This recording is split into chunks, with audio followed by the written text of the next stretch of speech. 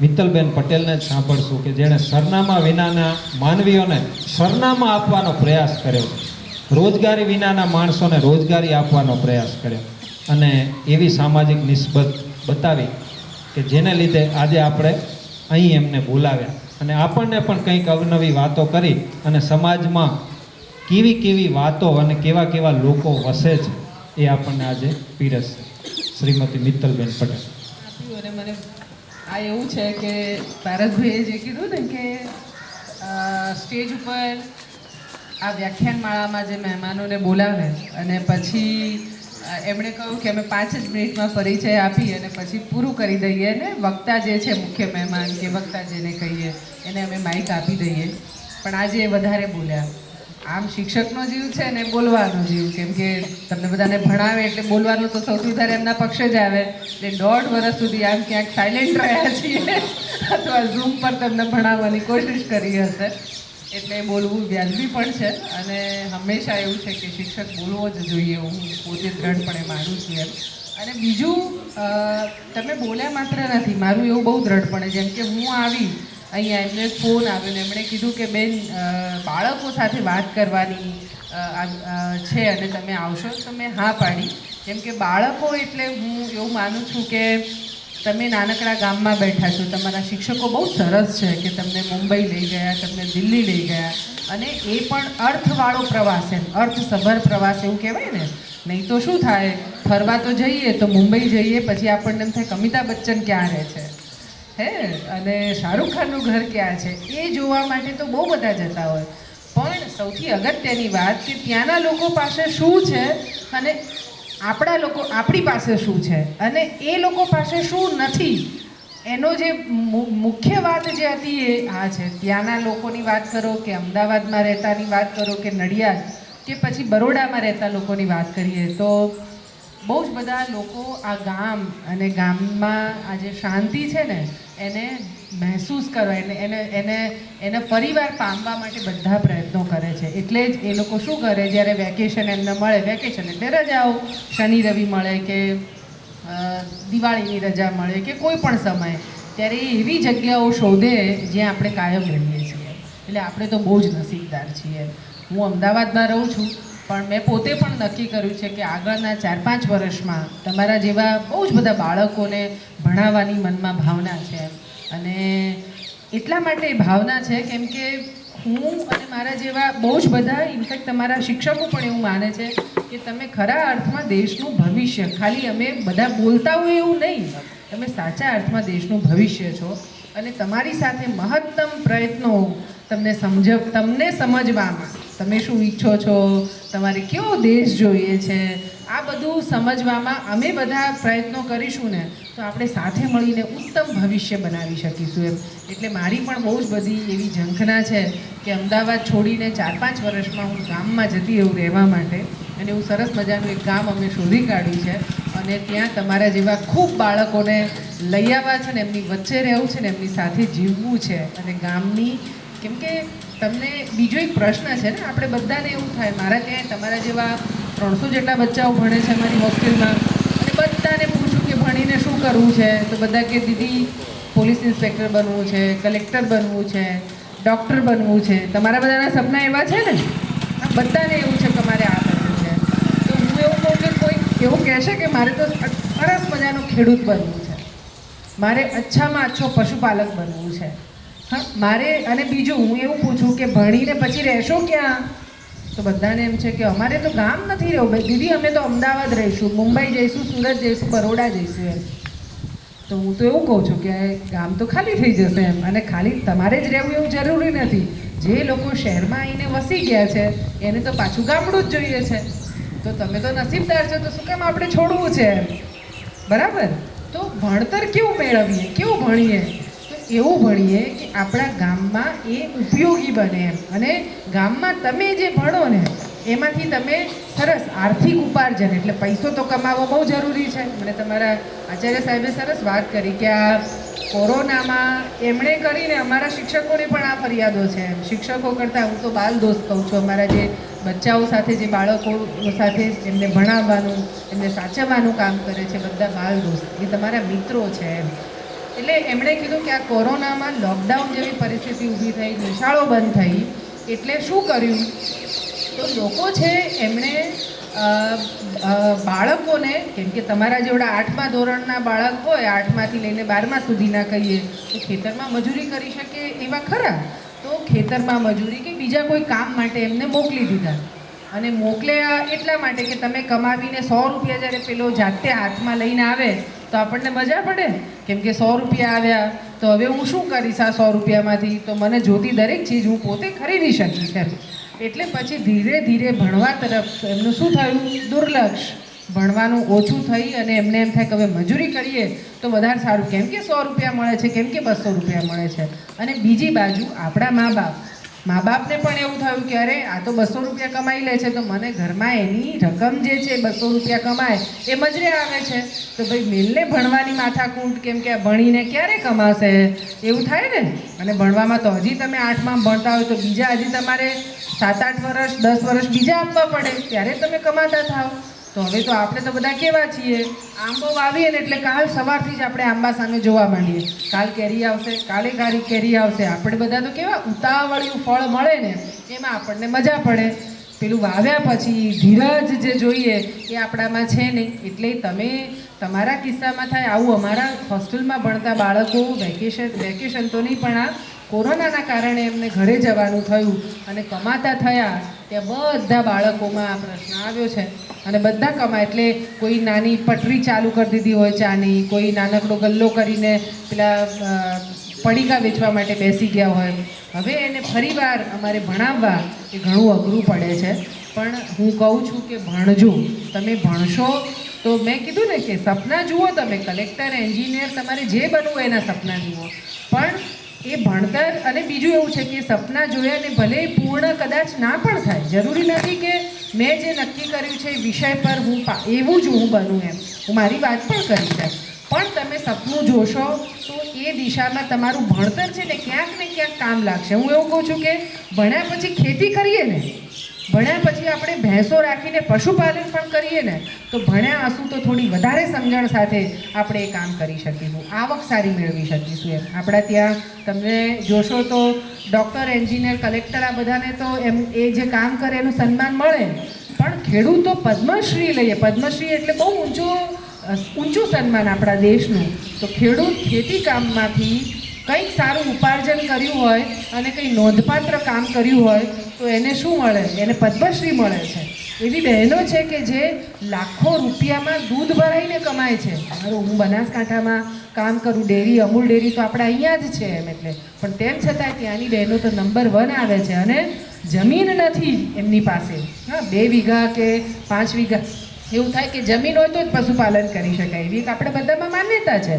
પણ એવી કેટલી બહેનો છે કે જેની પાસે જમીન નથી, પણ સમજણપૂર્વક એ બેન અને એનો ઘરવાળો બેય મળી અને પશુપાલન કરે છે ને વર્ષે દિવસે 1-1.5 લાખ રૂપિયા મહિને કમાતા થઈ ગયા છે એમ.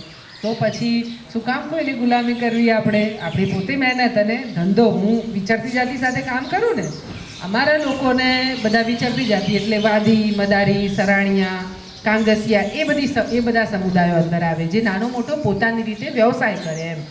હવે એમાં બહુ કાંઈ મળતર મળે નહીં, એટલે પછી મને તો એવો વિચાર આવ્યો, પાછું જુઓ હું તમારી સાથે વધારે રહી હોઉં તો મને તમારી ખબર હોય કે આમને શું જોઈએ છે, એટલે મને તો હું તો દૂર હતી એટલે મેં દૂરથી વિચાર્યું કે આ બધા છે તે એમની પાસે રહેવા માટે સરખું ઘર નથી, પહેરવા સરખા કપડાં નથી, અને જે સુખ સુવિધાઓ પેલા શહેરવાળા સાથે મેં કમ્પેરિઝન કરી, એ લોકો પાસે છે બધું આમની પાસે નથી. તો આ નથી તો આ બધાને કેમ કરીને પૈસાવાળા બનાવી દઉં, એવો વિચાર આવ્યો મને. અને એમ થયું કે ચલો હવે આમના ધંધા બોરિયા બક્કલ વેચે તો એમાં કેટલા મળે, 100 રૂપિયા મળે કે 150 રૂપિયા મળે. હવે 150 રૂપિયામાં પોતાનું સરખું ઘર કરી શકે તો ના થાય. તો ચલો ને એમને હું કહી દઉં કે તમે આ ધંધો મૂકી દો, તમે બધા જે છે તે હું શીખવાડું એવું કામ કરો. એમ કરીને મેં તો સરાણીયાના કેટલાક છોકરાઓ હતા એમને કામ આપ્યું કે તમે કડિયા બની જાઓ એમ, અને કડિયા કામ શીખી લો. આ ભણેલા માણસોની તકલીફ હું કહું છું જે મેં કરી એમ. એટલે એ બધા તો સરાણીયા ખબર છે શું કામ કરે?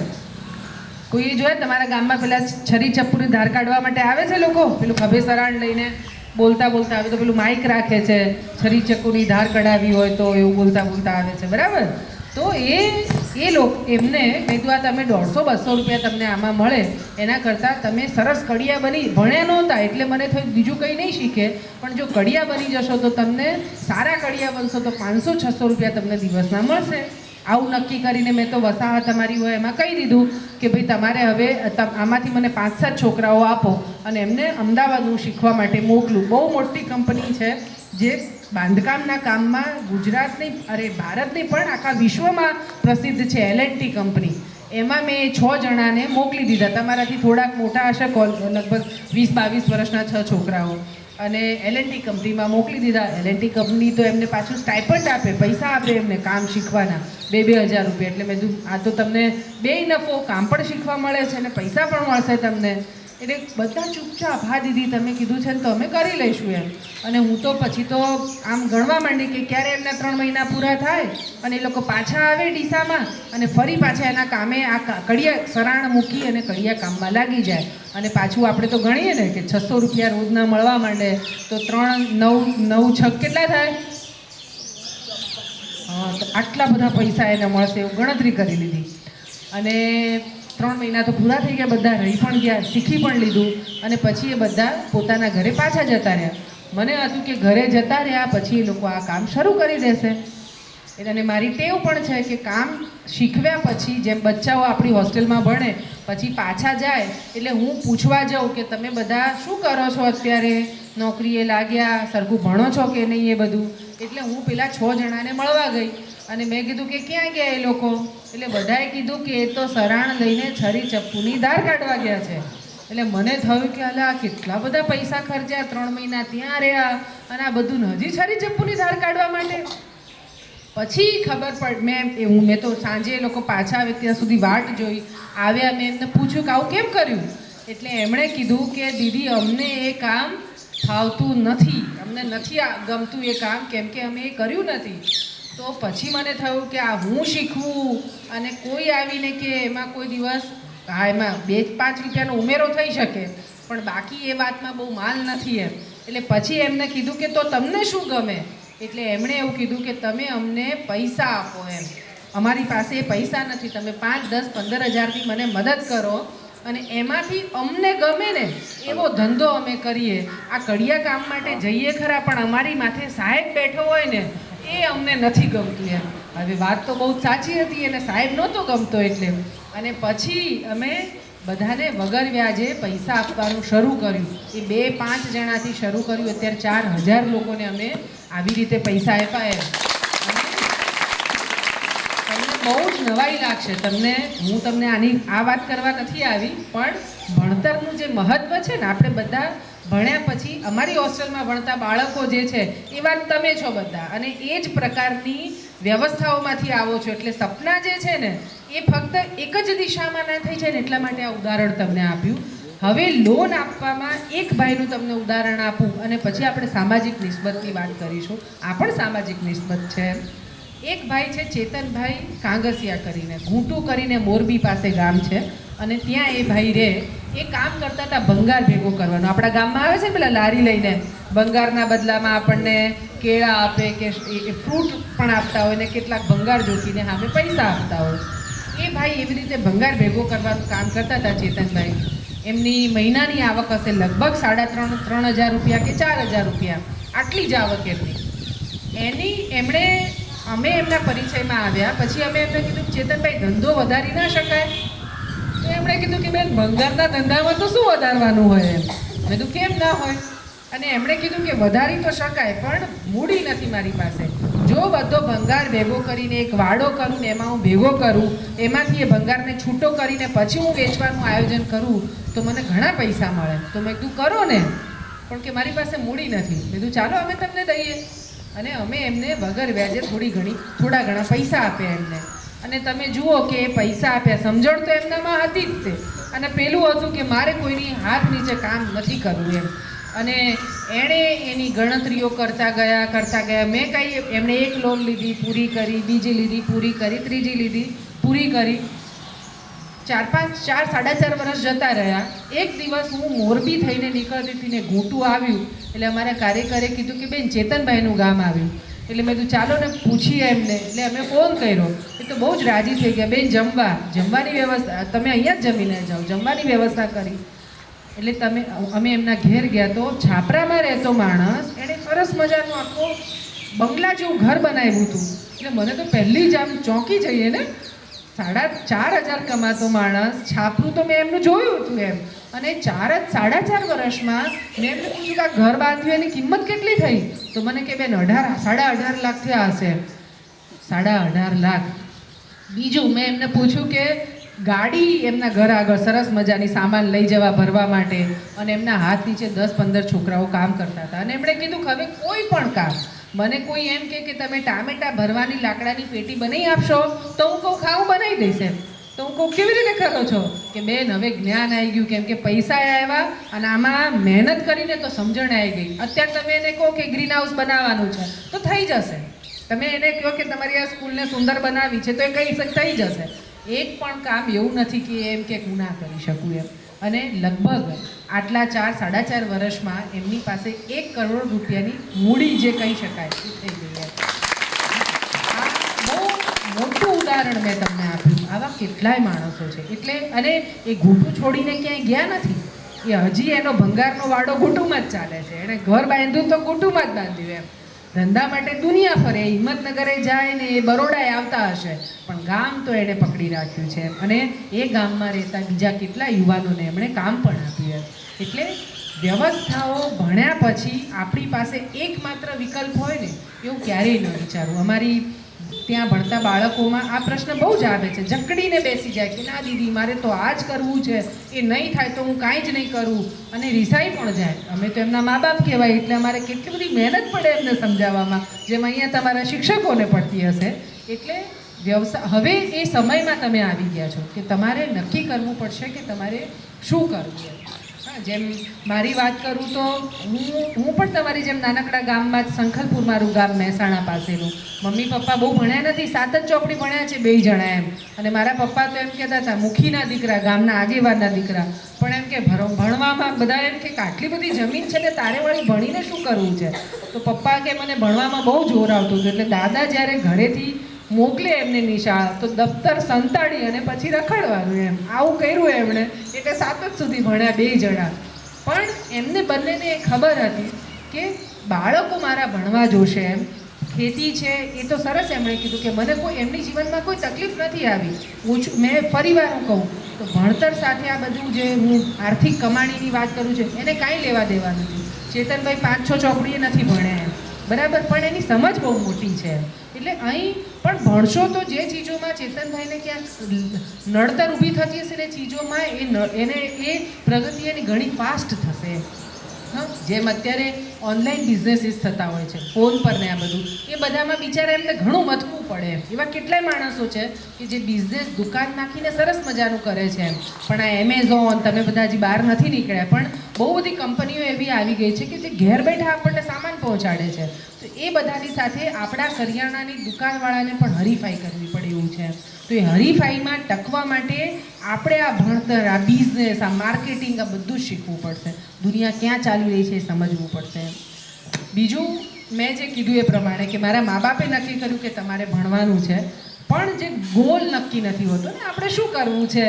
એટલે ક્યાંય સુધી હું 7મામાં ભણતી હતી, હું સ્પોર્ટ્સમાં બહુ સરસ હતી, દોડવામાં ને બધામાં એમ. એટલે મને હતું કે હું તો સરસ સ્પોર્ટ્સમેન બનીશ એમ, અને આટલી સરસ રમતવીર થઈશ, મારે તો નેશનલ લેવલ પર મેડલ જોઈએ એવી રીતના. તો 7માં મમ્મી પપ્પાએ તો કીધું કે તને જે ગમે કર. અને પછી સ્પોર્ટ્સ હોસ્ટેલમાં મારું સિલેક્શન થયું, હું ત્યાં ગઈ ભણવા માટે, અને સરસ સ્પોર્ટ્સમાં સરસ હતું મારું. સ્ટેટ રમી, એક નેશનલ પણ રમી. 10મું આવ્યું એટલે પાછું ચેન્જ થઈ ગયું કે હવે ના આ સ્પોર્ટ્સ તો બહુ થઈ ગયું, હવે આ નથી કરવું એમ. પછી થયું કે સાયન્સ ભણું, અને એ વખતે તો એવું હતું કે સાયન્સ ભણીએ તો આમ થાય કે ભાઈ વટ પડી જાય ને કે સાયન્સ ભણ્યા છીએ એમ, આર્ટ્સવાળાની કોઈ વેલ્યુ નથી. આવું બધું સમજણ વગરનું જે સમજ નહોતી અને કોઈ એવું સમજાવવાવાળું નહોતું. એટલે મારી કેપેસિટી હતી કે નહીં એ બધી ચીજો નહીં જોઈ, મને ગમે છે એ નહીં જોયું, ખાલી ક્યાં આગળ કે બધાની સામે મારો વટ પડશે એટલા માટે મેં સાયન્સ લીધું. 11-12 કર્યું, પછી થયું કે આ સાયન્સ ભણવું માત્ર નથી હોતું, આમાં તો પછી આગળ બીજું કરવાનું હોય. તો પછી બહુ બધું વિચાર્યું, એમાં થયું કે ડૉક્ટર તો હું નહીં બની શકું, મને એ મને ગમતું કામ પણ નથી.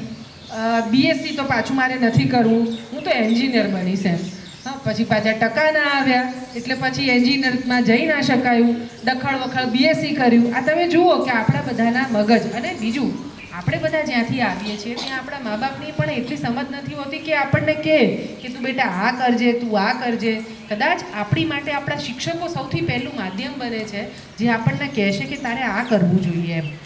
હવે એ પણ ના થયું અને બીએસસી કર્યું. પછી મને ગોલ મળ્યો. જુઓ, જે આપણા જીવનમાં ધ્યેય મળવાની જે વાત છે એ ત્યારે મળ્યો અને એમ થયું કે હવે હું બહુ મોટા સનદી અધિકારી બનીશ, આઈએએસ બનવું છે, મને કલેક્ટર થવું છે. અને એ ગોલ મળ્યા પછી એની બરાબર લાગી ગઈ હતી ચોટી બાંધીને તૈયારી કરવામાં. અને પછી બહુ બધા અધિકારીઓને પણ મળી. એવા પ્રસંગો પણ બન્યા કે જ્યારે મારે ફિલ્ડમાં, એટલે અલગ અલગ વિસ્તારોમાં, હું આદિવાસી વિસ્તારોમાં એમની વચ્ચે 1.5 મહિનો જઈને રહી. અને એ બધામાં એવું લાગ્યું કે આ ફિલ્ડ પણ મારા માટે બરાબર નથી. પછી પાછું થયું કે ચલો પત્રકારત્વ ભણો અને પત્રકાર થઈશ તો આ બધી ચીજો જે છે એના વિશે લખીશ, દુનિયા બદલી શકીશ. આવા બધા સપનાઓ હતા અને છેવટે પત્રકારત્વ કર્યું. પણ પત્રકારત્વ ભણ્યા પછી જુદા જુદા લોકોને એના વિશેની લખવા માટેની, જ્યારે મેઇનસ્ટ્રીમ મીડિયા જેને કહીએ, છાપાની કંપનીઓ હોય, કેટલા ટીવી પર માઇક લઈને બોલતા એન્કર હોય, એ બધા માટે મેં એ બધામાં કામ કર્યું. અને મને એમાં પણ લાગ્યું કે હું જેની વાત કરું છું, સામાજિક નિસ્બત મારી જે છે, સમાજના છેવાડે રહેતા માણસોની વાત કરવાની, એ માણસો તો મને એમની વાત તો આ અખબારોને સાંભળવી જ નથી.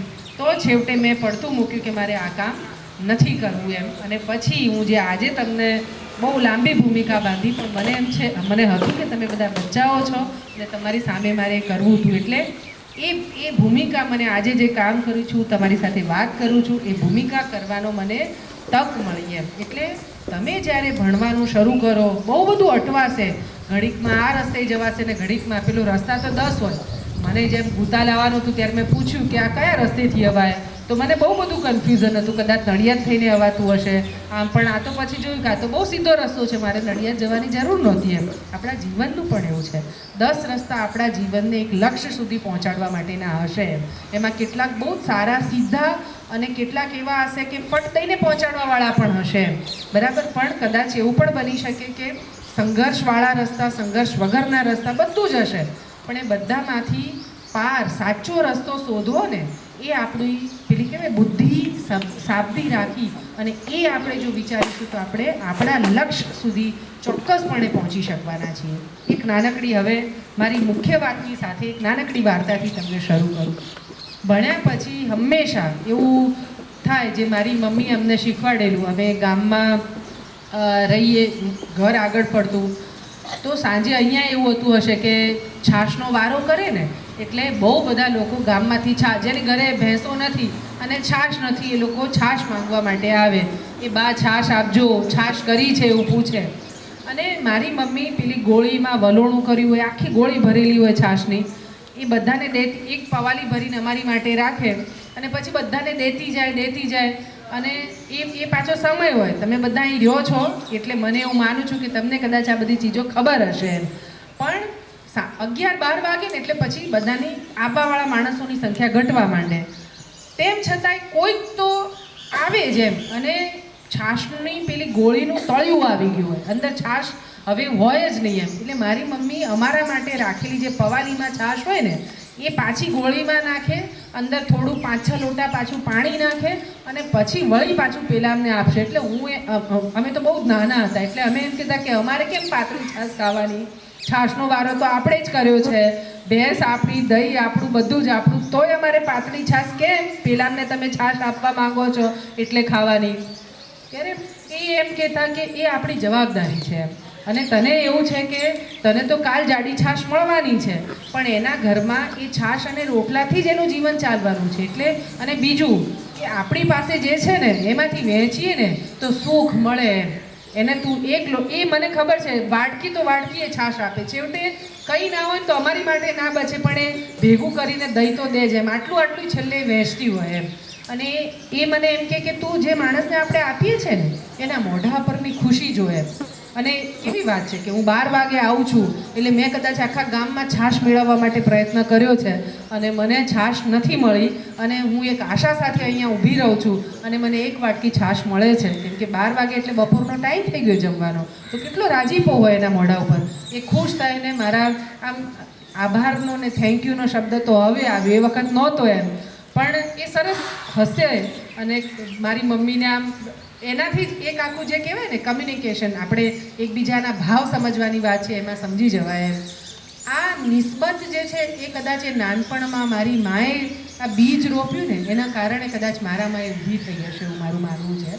બીજી એક સુંદર વાર્તા મારે તમને કહેવાની છે.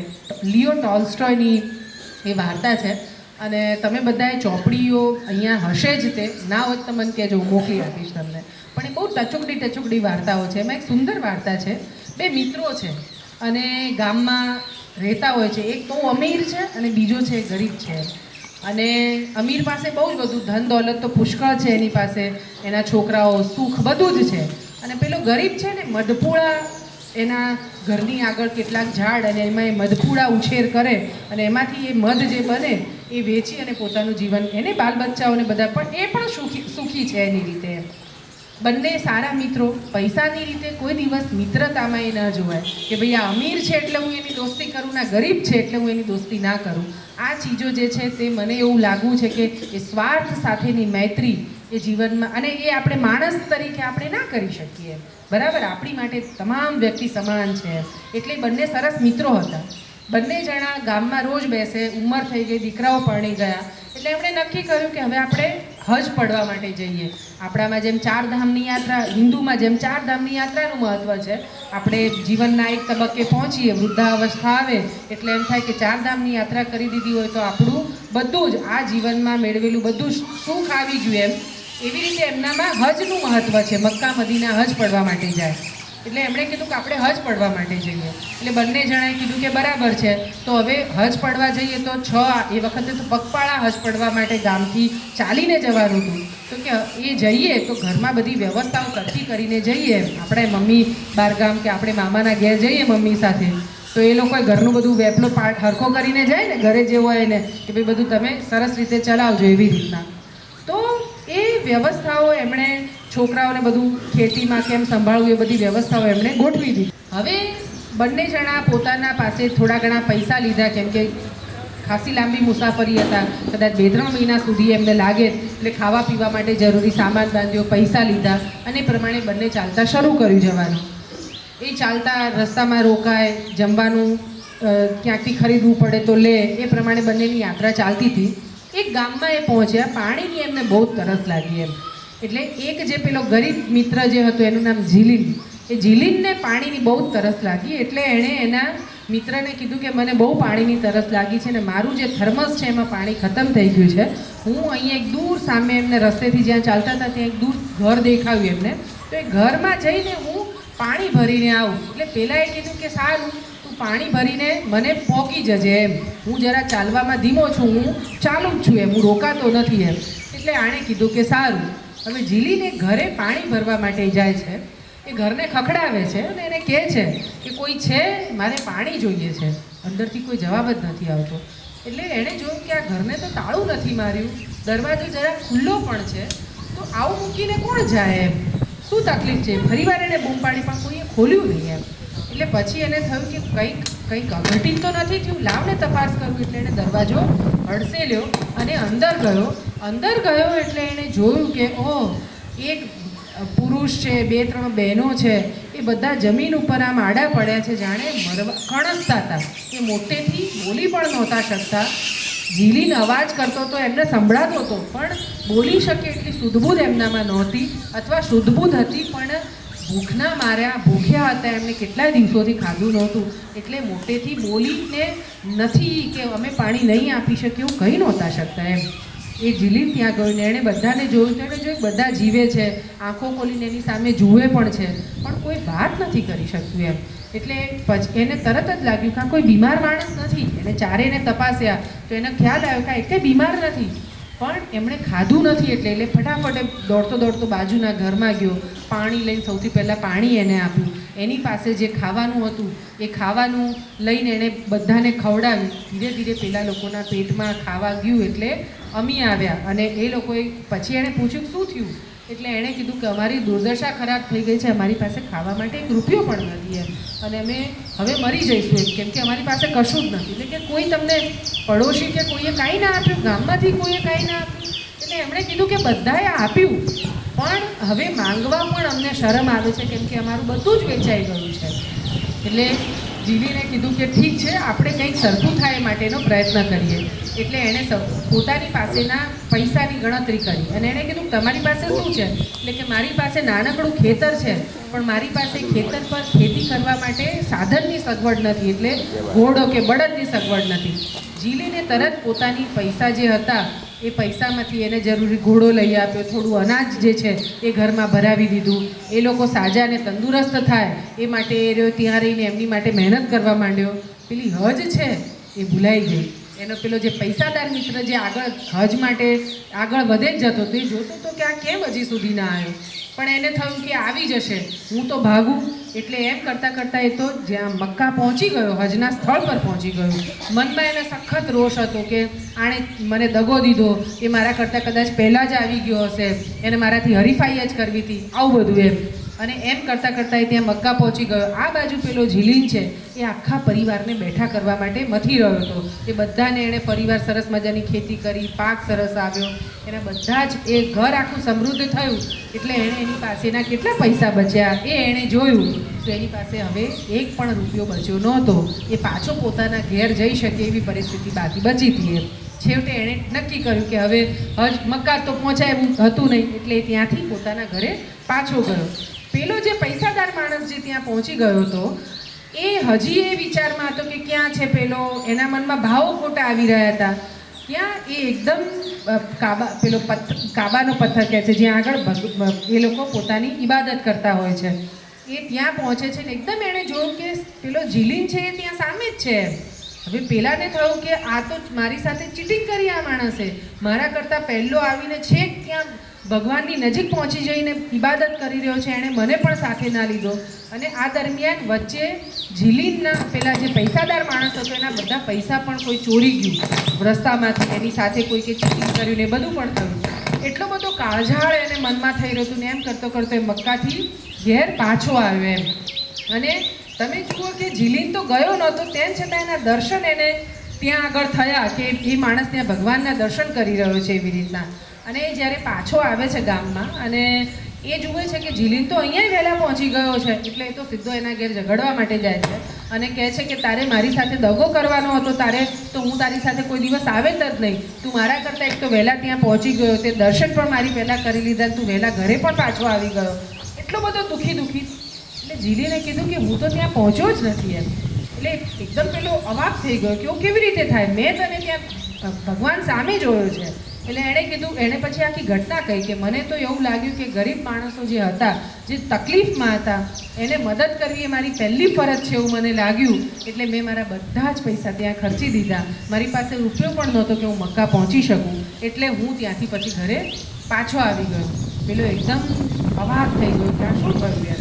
અને પછી એણે કીધું કે મારા હિસાબથી મેં મક્કાની હજ આખી કરી લીધી પણ હું હજને સાચા અર્થમાં પામ્યો નથી, કેમ કે મારા મનમાં તો બહુ જ દ્વેષ હતા અને તું અહીંયા જ હતો, ત્યાંથી જ તું પાછો આવ્યો છતાં પણ તું મક્કા પહોંચી ગયો છે. આ આખી વાત જે છે વાર્તા બહુ જ અદ્ભુત છે, તમે વાંચજો બધા. પણ આમાં બતાવે છે સામાજિક નિસ્બત કે તમારે શું, તમારી જવાબદારી શું છે, આપણી સમાજ તરીકે આપણી રિસ્પોન્સિબિલિટી શું છે, શું આપણે કરી શકીએ. જેમ હું મારી વાત કરું તો ભણવાનું મારું પૂરું થયું અને મેં તમને કીધું એ પ્રમાણે કલેક્ટર બનવાનું કે પછી પત્રકાર બની, હું કદાચ પત્રકાર થઈ હોત તોય ખૂબ પૈસા કમાઈ શકી હોત, હું અધિકારી બની હોત તો કદાચ ખૂબ બધું મેળવી શકી હોત એમ. પણ મને જ્યારે એક પ્રસંગથી હું તમને વાત કરું કે હું વિચરતી જાતિઓને શોધી રહી હતી એમ, અને એની પહેલાં મેં આદિવાસી વિસ્તારમાં શેરડી કામદારો છે, આ વિસ્તારમાં શેરડી નથી થતી પણ દક્ષિણ ગુજરાતમાં જ્યાં શેરડી થાય છે એ શેરડી કામદારોની એમની પરિસ્થિતિ સમજવા માટે મેં એક અભ્યાસ હાથમાં લીધો હતો, મારે આ કરવું છે એમ કરીને. અને મેં નક્કી તમને પણ આપતા હશે તમારા સર અસાઇનમેન્ટ કરવાનું લખવા માટેના પેપર્સ ને એવું બધું આપે ને કોઈ એક વિષય પર કે તમે આ તૈયારી કરી અને એનું સરસ પેપર તમારે જાતે બનાવવાનું. કદાચ હજી તમે નાના છો, તમે કોલેજમાં આવશો તો તમને જાતે આવા અસાઇનમેન્ટ કરવા માટેનું કામ આપવામાં આવશે. એટલે મને એ અસાઇનમેન્ટનું કામ આપ્યું હતું આદિવાસી વિસ્તારમાં રહેતા શેરડી કામદારોની પરિસ્થિતિ સમજવા માટેનું. અને હું ત્યાં એ ગામમાં નક્કી કર્યું કે હું પરિસ્થિતિ સમજવા માટે આજ જેમ કર્યું કે અહીં વાતો કરીને તમારી પરિસ્થિતિ સમજીને પુસ્તકમાં પેલું પ્રશ્નાવલી ભરી દઈએ એવું મારે નથી કરવું. મારે એમની વચ્ચે રહેવું છે. હું એમની સાથે રહીશ તો મને પરિસ્થિતિનો વધારે ખ્યાલ આવશે એવું મારા મનમાં હતું. હું 1.5 મહિનો એમની ત્યાં રોકાવાના આશય સાથે ત્યાં ગઈ. હવે તમે જુઓ કે જે જીવન હું જીવી અથવા જ્યાં મારો જન્મ થયો છે, મેં કોઈ દિવસ અભાવ જોયો નહોતો. ખાવા ના મળવું એટલે શું, અસુરક્ષિતતા, લાઇટ, પંખા ને એસી વગર ના રહેવું, આ બધી તો ચીજો હતી જ નહીં મારા જીવનમાં. મને એમ હતું કે આ તો બહુ જ પ્રાથમિક છે, મને મળ્યું છે, મને આ હોય એમ. હું ત્યાં ગઈ, ત્યાં આવી લક્ઝરીની કલ્પના નહોતી, પણ મને એટલું હતું કે બેઝિક ફેસિલિટી, લાઇટ અને પાણીની સુવિધા ત્યાં આગળ હશે એવું મારા મનમાં હતું. જે કામદારો રહે છે, શેરડી કામદારો આદિવાસી વિસ્તારમાંથી, ખાનદેશ એટલે મહારાષ્ટ્રમાંથી શેરડી કાપવા માટે લોકો એમને લઈ આવે પોતાના ત્યાં આગળ.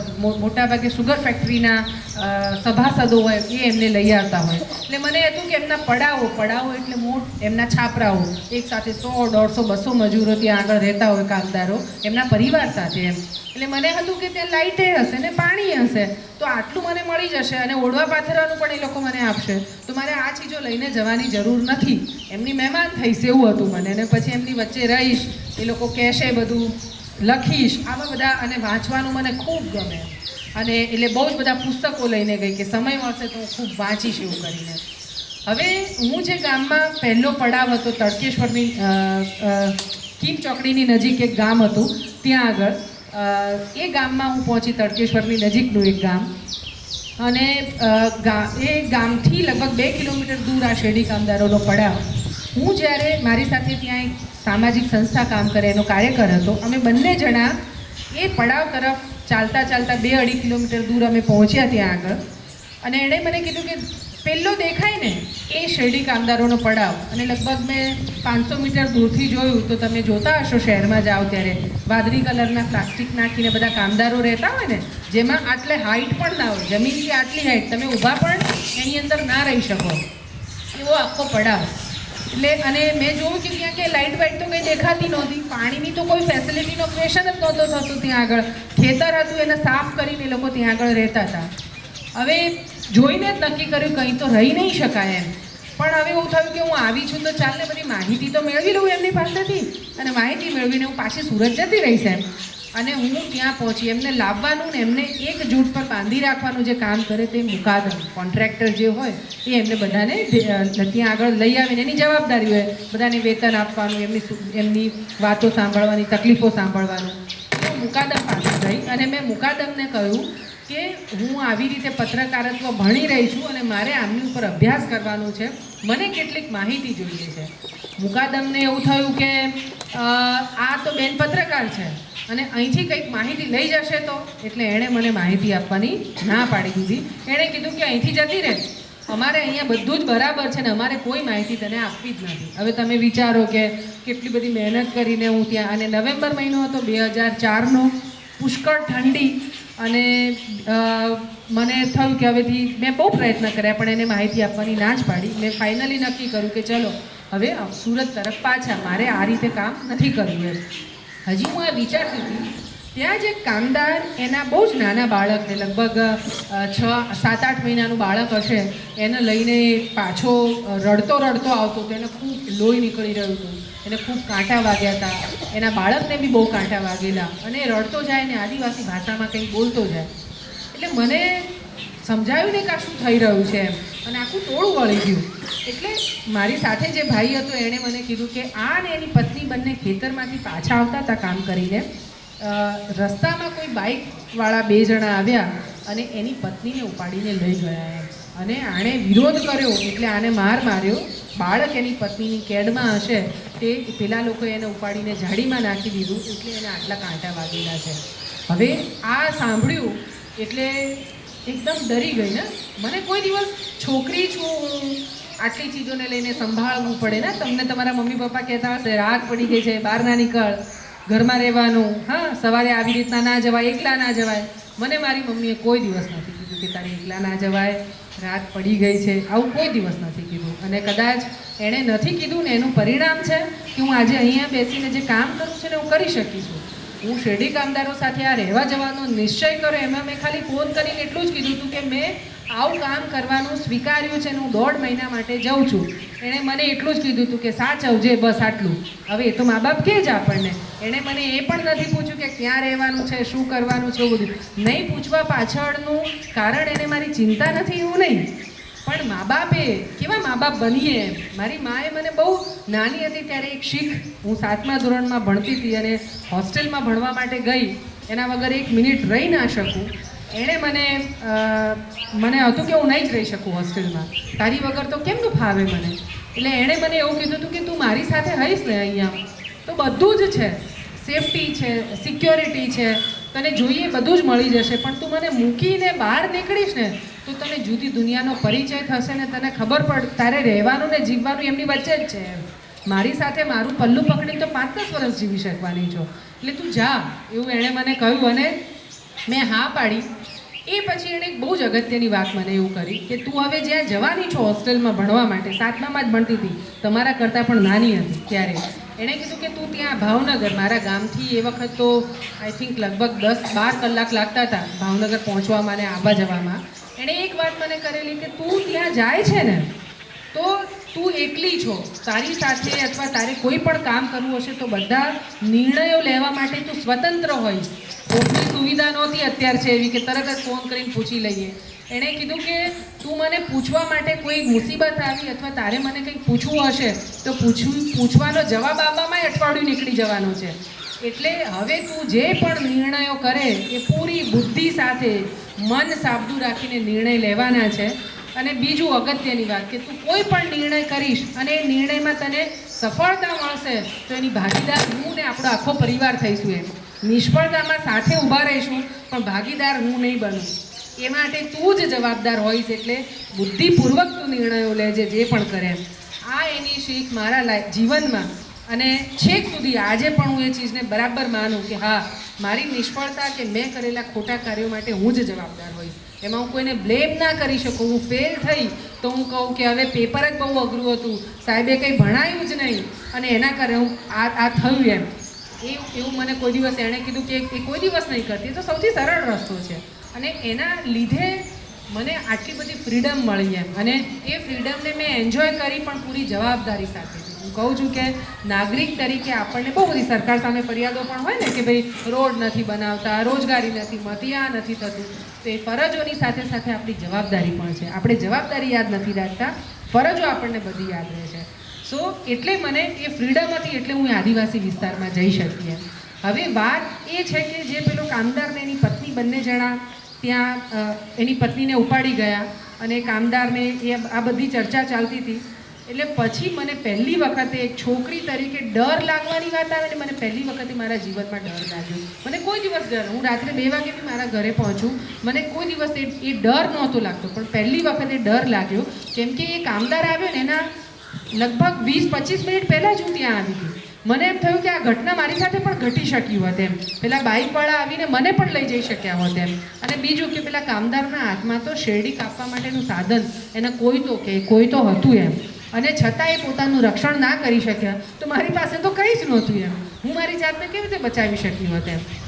બહુ જ બીક લાગી લાઈફમાં પહેલી વખતે, એટલી બધી બીક અને હું થથરતી હતી. અને પછી એવું થયું કે હવે સુરત તો પાછું ના જ જવાય. હવે તમે જુઓ કે પેલો મુકાદમ છે એ મને બિલકુલ સાંભળવા તૈયાર નહીં.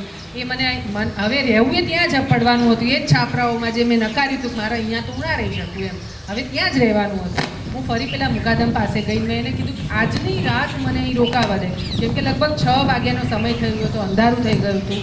શિયાળામાં અંધારું વહેલા થઈ જાય એટલે મેં તું આજની રાત મને રોકાવા દો, કાલ સવારે હું જતી રહીશ. અને પેલો ભાઈ મને કહે છે કે ના, અહીં નહીં રોકાવા, તું જા અહીંયાથી. શું વિકલ્પ હતો આપણી પાસે? પણ અને હતું કે મારે આવા કોઈ ઉધામાં નથી કરવા, એવું બધું બહુ જ વિચારો આવે એ વખતે. એક બેન ત્યાં રોટલા ગળતી હતી એના છાપરા આગળ, હું એની પાસે ગઈ અને મેં એને કીધું કે મને આજની રાત તારા છાપરામાં રોકાવા દઈશ એમ. અને મને બહુ જ આનંદ એ વાતનો હું આજે પણ કહેતી હોઉં છું કે એણે મને બહુ જ સરળતાથી કીધું કે તે રહી જજે ને એમ. હા, મને એમ થાય કે મારા ઘરે આવું કોઈ અજાણ્યું માણસ જેનું કોઈ દિવસ મળી નથી, જાણી નથી, આવીને મારા ઘરનો દરવાજો ખખડાવે અને એ બી એ મને કહે મારે તારા ત્યાં રોકાવું છે, તો શું હું હા પાડું? આપણે હા પાડીએ? ના પાડીએ. એણે મને બહુ પ્રેમથી કીધું કે રોકાઈ જજે ને. એ પછી અમે એક કર્યું છે, મારા ઘરે તો વેલકમ છે જે આવી શકે, પણ અમદાવાદમાં અમારી ઓફિસ, અમારું ઘર જ કહી શકીએ, ત્યાં આગળ અમે આ કર્યું છે કે કોઈ પણ એવું દુઃખી માણસ આવે, એ ચોરી કરીને આવેલો ચોર માણસ પણ હોય ને, તો એને એમ થાય કે મારે એને મુદત પડી હોય પોલીસ પાસે જવાની કે હોસ્પિટલમાં એ દાખલ થયા હોય ને એને ક્યાંય રોકાવાની વ્યવસ્થા ના મળી, બધા માટે અમે અમારી પાસે જેટલી જગ્યા છે અમે એમને આપીએ છીએ કે ભાઈ તમે રોકાઈ શકો એ કરીને. આ ચીજ ત્યાંથી સમજ આવી કે એક શેલ્ટર, એક હું અને એક જગ્યા મળવી ને કેટલી મોટી વાત છે. અને એ રાત્રે એની ત્યાંથી વિચારો, ઠંડી એટલી બધી, મારી પાસે ઓઢવાનું નહીં, પાથરવાનું કંઈ જ નહીં, કેમ કે હું તો એવું માનતી હતી કે એ લોકો તો મને આપવાના જ છે. એટલા એણે મને યુરિયા ખાતરની પેલી પ્લાસ્ટિકની થેલી આવે ને એ થેલી આપી પાથરવા માટે, અને એ પાથરી એક શાલ જેવું હતું મારી પાસે, અને એ સિવાય બાકી લગભગ 7-8 જોડી કપડાં હું લઈ ગઈ હતી, એ બધા મેં પહેર્યા. એટલી બધી ઠંડી લાગતી હતી. અને તે રાત માંડ ઊંઘ તો આવવાનો પ્રશ્ન જ નહોતો થતો. બીજા દિવસે સવારે ભાગી જ જવું તેવું નક્કી હતું. પણ આખી રાતમાં સવારના પોરમાં જે વિચાર મનમાં આવ્યો એ થયો કે હું અહીં કેમ આવી છું એમ. મારી શેરડી કામદારો સાથે મારે કોઈ લેવા દેવા નહોતી. મેં આ વિષય કેમ પસંદ કર્યો અને એવું પણ મને કેમ આવ્યું કે હું 1.5 મહિનો એમની વચ્ચે રહીશ એમ. તો દરેક કામ અને દરેક વસ્તુ જે ઘટનાઓ ઘટતી હોય ને એની પાછળ ચોક્કસ મકસદો હોય છે એવું, એટલે ચોક્કસ કોઈકના કોઈ કારણો હોય છે એવું હું બહુ દ્રઢપણે માનું છું એમ. એટલે મને થયું કે અહીં આવવાનું પણ મારું ચોક્કસ કારણ છે. હું થોડું કુદરતને પણ બહુ જ અદ્ભુત રીતે એ રીતે માનું છું કે કુદરત આપણને બહુ બધું ચીંધાડે છે. ના પેલું કહે છે કે કૂવો હતો, આપણને ખબર છે કે કૂવો છે અને છતાંય પડવાનું નક્કી કરો તો તમારા નસીબ એવું કે. પણ હું એવું કહું છું કે કૂવામાં પડવાનું કોઈક રીતે લખ્યું હશે તો એની પાછળના પણ કારણો હશે. એ કારણોને શોધવા માટે મને થયું કે જો હું અહીંયાથી પાછી અમદાવાદ ભાગી જઈશ તો મને કારણો નહીં મળે, તો બેટર છે કે મિત્તલ રોકા અને સમજ કે શું છે આ બધું એમ.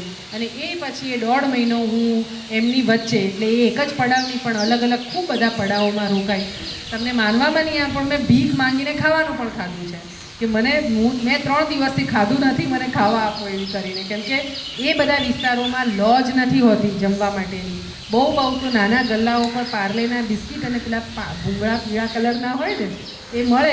શરૂઆતમાં તો બહુ જ સારા લાગ્યા, આમ આંગળી ઉપર ભરાવીને ખાધા કે વાહ કેટલી સરસ પેલું છે. પણ પછી 1.5 મહિનો ખાવાનું આવે તો શું થાય, કોઈ પાર્લે બિસ્કિટ બતાવે તો માથે મારવાનું મન થાય એવું. અને એ વખતે થતું હતું કે કોઈ ટુકડો રોટલો આપી દે ને તો એ આમ રાજી થઈ જવાય એવું. અને એક મંદિરમાં જઈને મેં કીધેલું કે મેં 3 દિવસથી ખાધું નથી, મને પ્લીઝ ખાવા આપો એવું કરીને.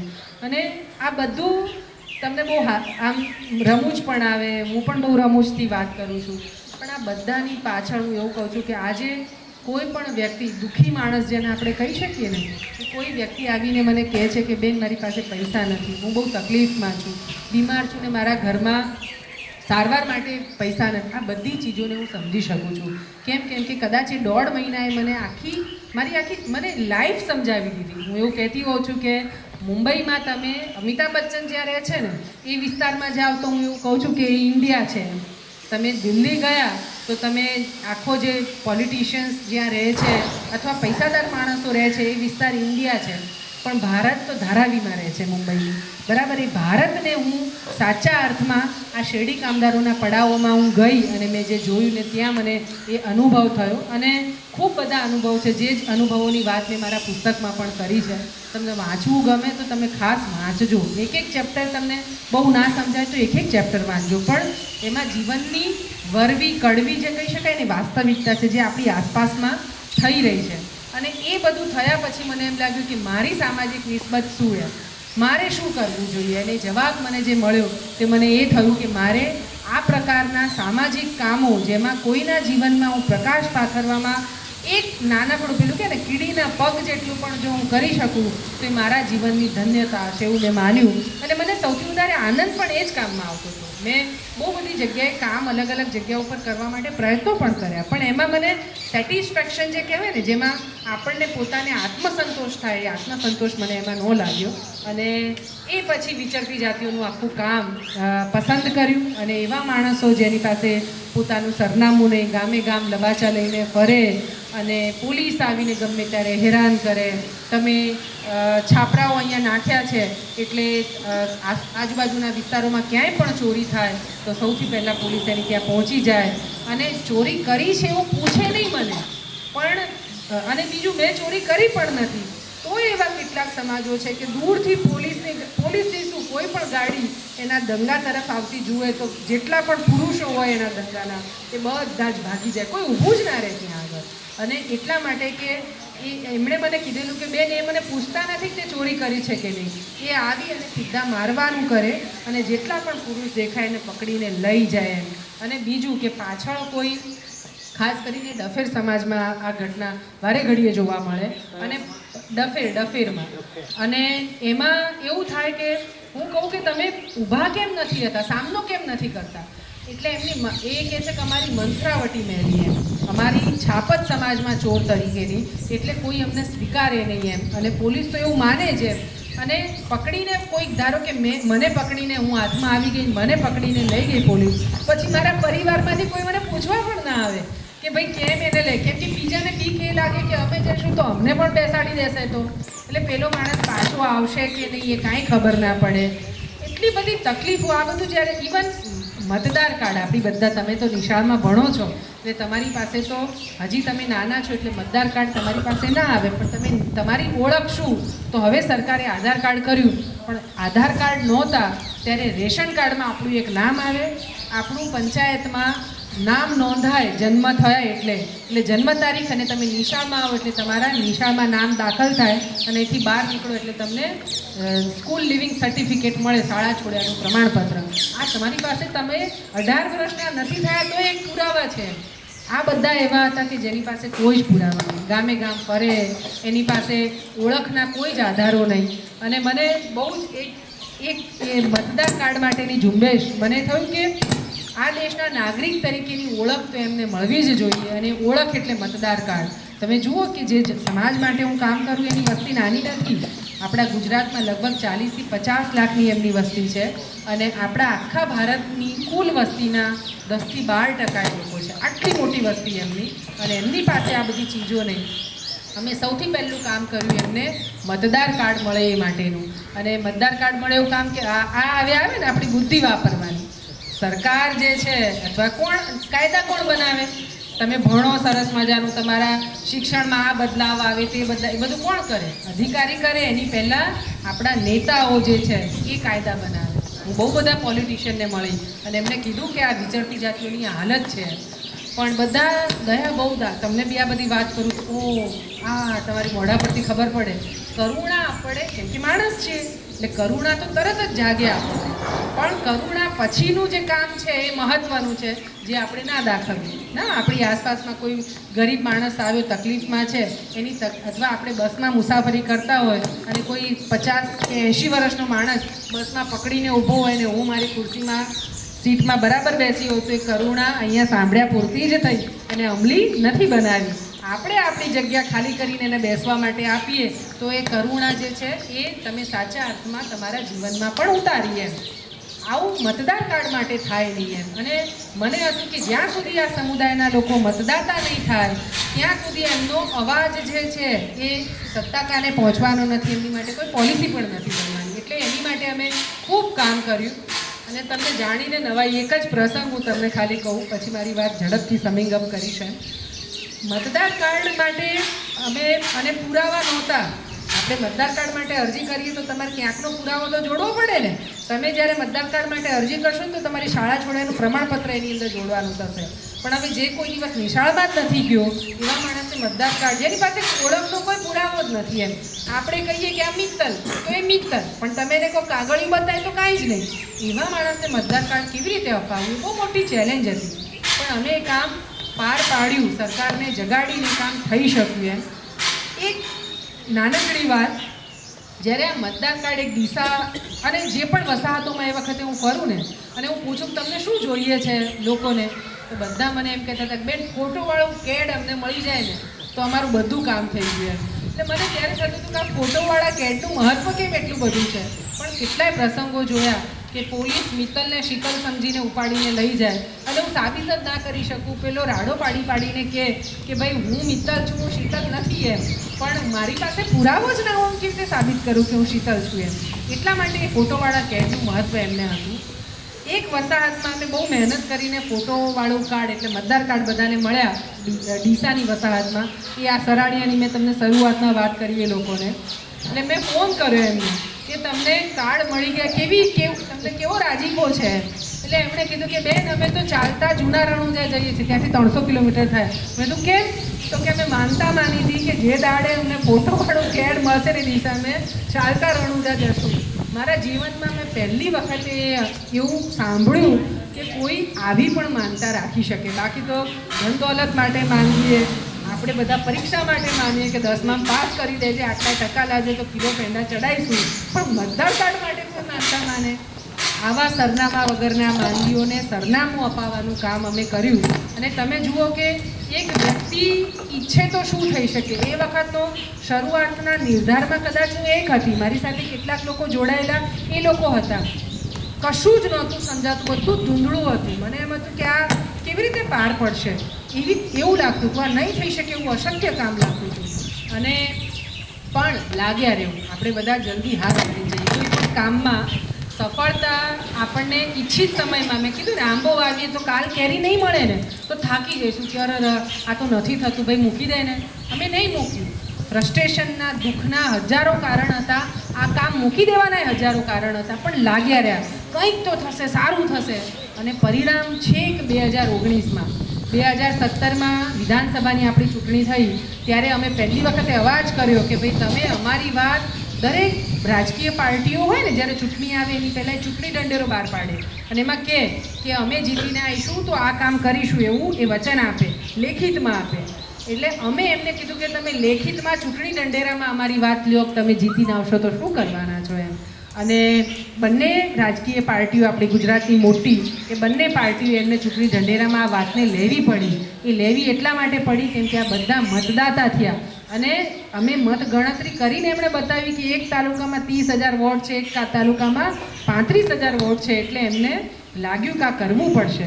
તો રણનીતિ દરેક કામ માટેની. અને એક્સટેન્શન બીજું આવ્યું 2019માં 2019માં આપણા વડાપ્રધાનશ્રીએ એમના કાર્યાલયથી ફોન આવ્યો ને એમણે કીધું કે મિત્તલ આખા ભારતની વિચરતી જાતિઓ માટે શું કરી શકાય ને એ માટેના તમે સજેશન આપો અમને એમ.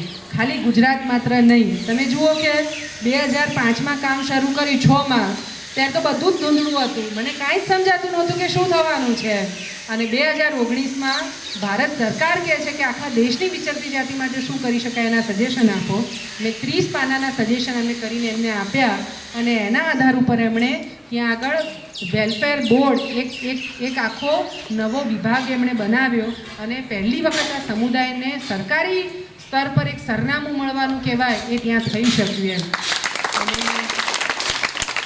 બીજું એ થયું જ માત્ર નહીં, એમાં પછી એમણે આગળ એક સ્ટેપ એ પણ કીધું બની ગયા પછી બોર્ડ કે તમે આ બોર્ડમાં મેમ્બર તરીકે તમે આવો અને તમે સજેસ્ટ કરો કે શું કરી શકાય. તમે અહીં બેઠા હશો કેમ કે તમે આ સમુદાય સાથે રહ્યો છો, એમની પરિસ્થિતિ સમજો છો તો વધારે સારી રીતે આ વસ્તુને તમે મૂકી શકશો અને સરકારને તમે ગાઈડ કરી શકશો. તો મહેનત, અને હું અત્યારે ત્યાં બોર્ડમાં મેમ્બર તરીકે છું, આ મારી મહત્તા બતાવવા માટે નથી કરી રહી, પણ એટલા માટે કહી રહી છું કે તમે જુઓ કે એક સામાન્ય છોકરી જેના આમ કહેવાય ને કે જેના મા બાપનું બેકગ્રાઉન્ડ બહુ મોટું હોય ને બહુ આગળ પહોંચી શકે ના, જરાય નહીં.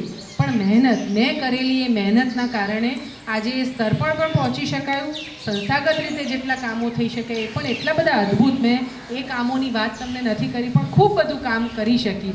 અને મને એમ લાગે છે કે આપણે ભણ્યા પછી કે આપણે કોઈ પણ બિઝનેસ, હું એવું નથી કહેતી કે આ જ પ્રકારના સામાજિક સેવાના કાર્યો કરી શકો તો ઉત્તમ, પણ આપણે જે ભણીએ, જે કામ કરીએ, બિઝનેસ કરીએ, નોકરી કરીએ, એમાંથી આપણી આસપાસમાં રહેતા માણસોની જે દુઃખી છે, તકલીફમાં છે, એ માણસોની જો આપણે ચિંતા નહીં કરીએ તો મારું એવું માનવું છે કે કોઈ દિવસ આપણે સુખ ચેનથી નહીં રહી શકીએ.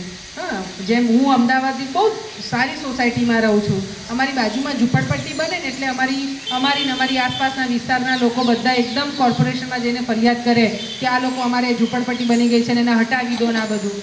હું કહું છું ઝૂંપડપટ્ટી હટાવવાનું કેમ આપણે કહીએ છીએ, આપણે એને મૂળથી બદલવા માટે કેમ પ્રયત્નો નથી કરતા? આપણા જ માણસો છે ને, આપણી સંસ્કૃતિ એવું કહે છે અને આપણને શીખવવામાં પણ આવે છે ને. વાતો જ્યારે આ પ્રકારના પ્રવચનો થાય ત્યારે વસુદેવ કુટુંબકમની વાત કરીએ. વસુદેવ કુટુંબકમ તો આખું વિશ્વ એક કુટુંબ થઈ ગયું એમ. તો આખું વિશ્વ એક કુટુંબ હોય તો કોઈ દુઃખી અને ગરીબ માણસ પણ મારો જ થયો ને, મારો ભાઈ થયો, મારી બહેન થઈ, તો હું એના દુઃખમાં કેમ દુઃખી નથી?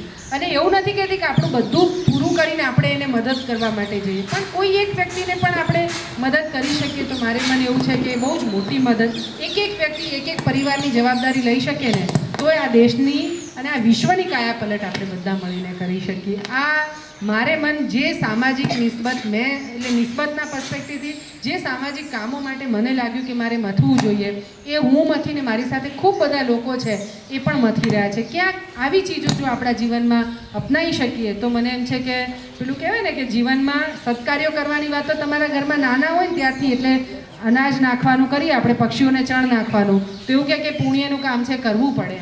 આપણા ઘરે પેલા સાધુ મહારાજો આવે તો મારા અત્યારે ખબર નહીં એ ચપટીની પરંપરા છે કે નહીં, પણ ગામમાં હાલ કે હરિઓમ કહીને ઊભા રહે પેલી ચપટી આપણે નાખવા માટે જઈએ છીએ. એ આપણી પરંપરા છે ને આપણને શીખવે છે કે નાનામાં નાના માણસની આપણે અબોલ જીવની પણ આપણે ચિંતા કરવાની છે. પણ પછી ક્યાંક આપણે મોટા થઈ ગਏ છે એટલે આ બધું ભૂલાઈ જાય છે. તો એ ના ભૂલાય, આપણે જે સ્તરે પર પહોંચીએ એવું નથી એના માટે કે 10,000 કમાવવું પડે. અમારી પાસેથી લોન લઈને જેણે નાનો ધંધો કરીને મહિને 5,000 કમાવાવાળો વ્યક્તિ પણ 200 રૂપિયાનું દાન અમને આપે છે. એ કહે છે કે આ મારે કરવું જોઈએ કેમ કે પેલું ભગવાનના ઘેર જઈશ ને ત્યારે શું કામ આવશે? તો બેંક બેલેન્સ અહીંના મોટા કરેલા કામ નથી આવવાના, ત્યારે આ જ બેંક બેલેન્સ જે દેખાતું નથી એ જ કામ આવવાનું છે. તો આ નિસ્બતથી આપણે બધા પણ સજાગ બનીએ અને એ દિશામાં પણ વિચારીએ એવું મારું તમને બહુ જ ભારપૂર્વક કહેવું છે. આઈ થિંક હું બહુ જ વધારે બોલી છું, તમને કંઈ પણ કહેવું હોય તો તમે મને પૂછી શકો છો, પણ મને મજા પડી તમે આટલા સરસ રીતે આ વાતને સાંભળી એ માટે. ધન્યવાદ.